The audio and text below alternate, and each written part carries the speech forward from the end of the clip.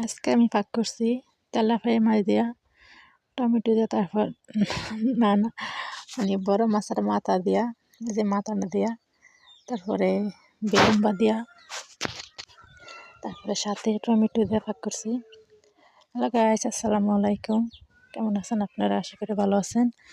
আপনাকে তো আমরা ভালো আছি আলহামদুলিল্লাহ। এই যে এটা বিলুম্বা দিয়া আর টমেটো দিয়ে পাক করবো আর কি। এই যে ভাজি আছে না, আলু ভাজি ডিমের পাতা দিয়া করবো। যে ডিমের শাক মানে অনেক আমাদের গ্রাম দেশে পাওয়া যায়, অনেক আগেতেই খাইতাম, বাস ওষুধ দিয়ে নষ্ট করলে আয়োজন আনতে। আর কালকে উঠেছিলাম এটি আর কি। আর ফাঁক এটি আজকের না, এটি কালকের ফাঁক। আর এই যে বিলুম্বাটি আগে মানে মাছটি বাজি করে নিয়েছিলাম, তারপরে টমেটো আর বিলুম্ব একসাথে দিয়ে দিছি। আমি ভাবছি মনে খাইতে পারবো না, মাথাটা অনেক বড় মাথা। তারপরে দেয়া এই বাজি করে নিচে, আর তারপরে দেখছি না ভালোই, কোনো বাজে গন্ধ নেই। তারপরে খাইতে অনেক ভালো লাগছে,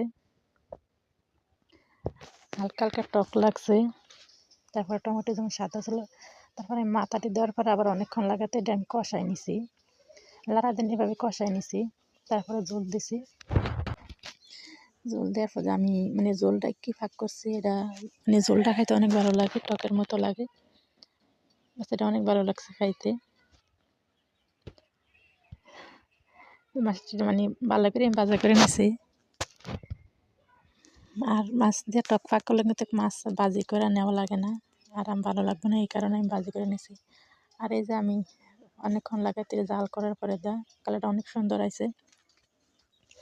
তারপর আবার ধনিয়া পাতা দিয়ে দিব আর কি, ধনিয়া পাতা দিয়ে দিছি।